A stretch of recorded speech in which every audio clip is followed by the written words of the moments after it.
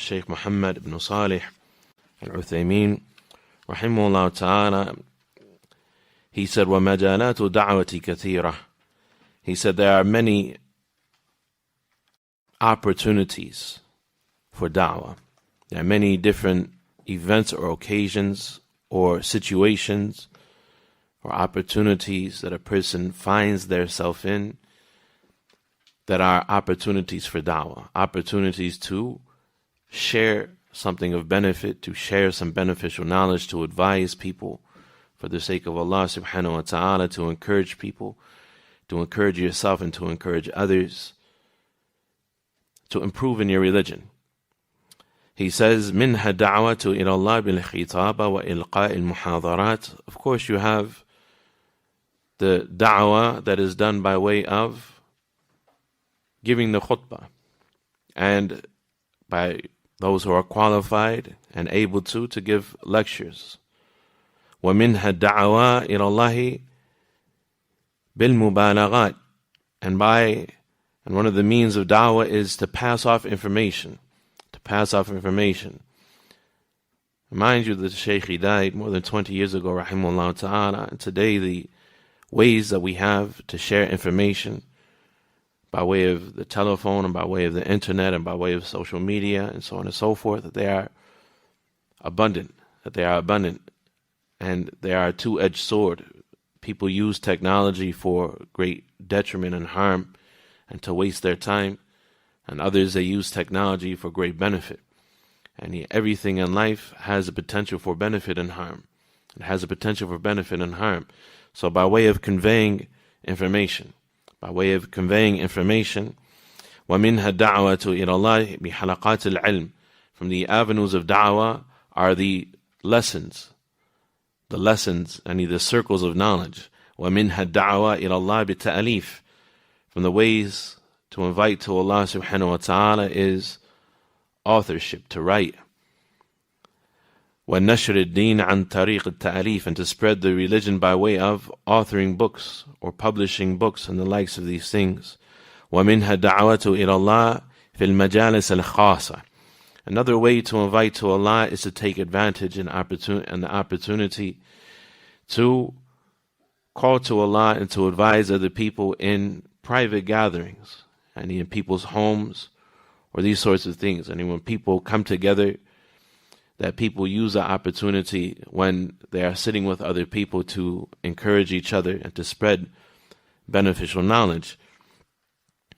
فإذا جلس الإنسان في مجلس في دعوة مثلا فهذا مجال للدعوة إلى الله عز وجل، ولكن ينبغي أن تكون على وجه لا ملل فيه ولا إثقال. He says, but you must do that in a way that doesn't bore people. And if you are to speak about religion in a private gathering, where people have gathered over food, where people have gathered just to hang out or that sort of thing, that you do that in a way that doesn't bore people and that isn't burdensome for them. And you want to share knowledge in a way where people are interested and where they're not disinterested. As Allah subhanahu wa ta'ala, He said, وَذَكِّرْ فَذَكِّرْ إِن نَفَعَتِ الذِّكْرَى. And remind them so long as the reminder benefits. Remind them so long as the reminder benefits. So if people are disinterested, and people are talking about things that are permissible things to talk about, and you just interject and you change the subject matter and want to talk about something religious in nature and that sort of thing, then they may not be interested in what you have to say, and they may be falling upon deaf ears. And you don't want the religion to be something that is burdensome for people. So alhamdulillah, a person, they use wisdom and they do things in a way that is tactful. وَيَحْصُلُ هَذَا بِأَنْ يَعْرِضَ الدَّاعِيَ مَسْأَلَةً عِلْمِيَةً عَلَى الْجَالِسِينَ ثُمَّ تبتدئ المناقشة، ومعلوم أن المناقشة والسؤال والجواب له دور كبير في فهم ما أنزل الله على رسوله وتفهيمه. He said, in the way that this is done is by somebody who is knowledgeable bringing up a knowledge-based issue in a private sitting, and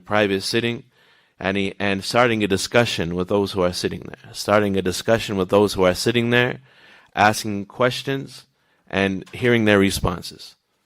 They call this إثراء الموضوع, and starting a topic, and bringing up a topic of interest that people may not be aware of. You ask a question that is something that a person would think that they should know, something connected to other things that they know that may not be common knowledge, but is connected to other things that they are generally familiar with, that people generally are familiar with. And you ask people a question about the salat, you ask people a question about the adhan, you ask people a question about basic issues of the religion. And he connected to al-adab, mathalan, and he connected to the mannerisms of eating and drinking, the mannerisms of al-mujalasa, of sitting and congregating, the mannerisms of being in the company of people, the mannerisms and the etiquettes of giving the salams, and these sorts of things, to remind people of things that they may have learned in the past, for example, and have forgotten.